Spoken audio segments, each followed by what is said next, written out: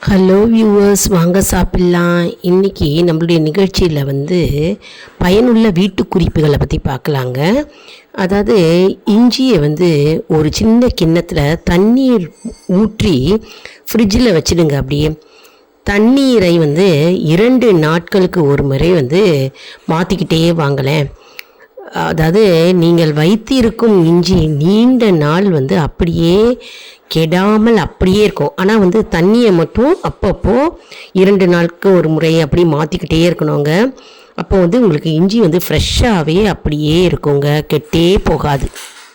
அடுத்தது பிஸ்கெட் கெட்டு போகாமல் இருக்கணும் அப்படின்னா ஒரு டப்பா எடுத்துக்கோங்க.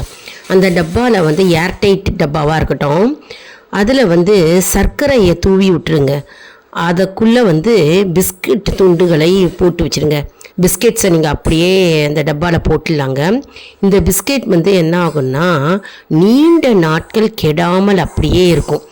அதாவது பிஸ்கெட்ஸ் கெடாமல் எப்படியே இருக்கும்னா அந்த பிஸ்கெட் நமுத்து போகாமல் ஒரு மாதிரி வராமல் கிறிஸ்பியாகவே அப்படியே கெடாமல் அப்படியே ஃப்ரெஷ்ஷாகவே இருக்கும்.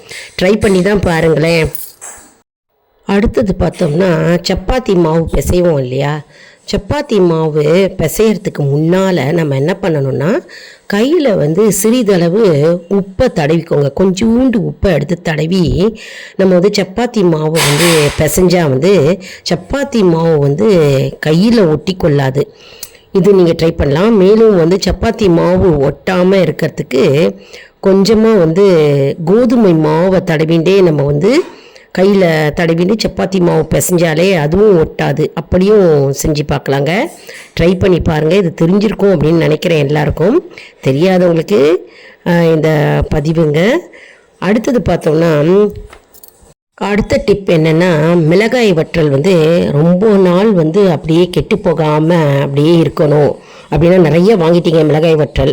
அதை என்ன பண்ணுறது, வெளியில் டப்பாவில் ஸ்டோர் பண்ணோன்னா நமக்கு கண்டிப்பாக அது புழுத்து போன மாதிரி இருக்கும், நெசுங்கி போகும், நஞ்சு போன மாதிரி இருக்கும் இல்லையா? அந்த மிளகாய் வற்றல் ரொம்ப நாள் இருக்கணும், நீண்ட நாள் இருக்கணும் அப்படின்னா அதோடைய காம்பை கிள்ளிடுங்க. காம்பை கிள்ளிட்டு பேப்பரில் சுற்றி நல்லா ஃப்ரிட்ஜில் வச்சுடுங்க. பேப்பரில் நல்லா சுற்றிட்டு ஃப்ரிட்ஜில் வச்சுடுங்க.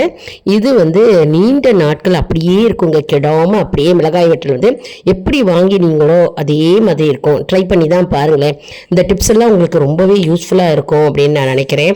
அதாவது பயனுள்ள வீட்டு குறிப்புகள்ங்க. அதனால எல்லாருமே இது ஃபாலோ பண்ணலாம். ரொம்பவே யூஸ்ஃபுல்லாக இருக்கும். எல்லாம் ட்ரை பண்ணி பாருங்கள்.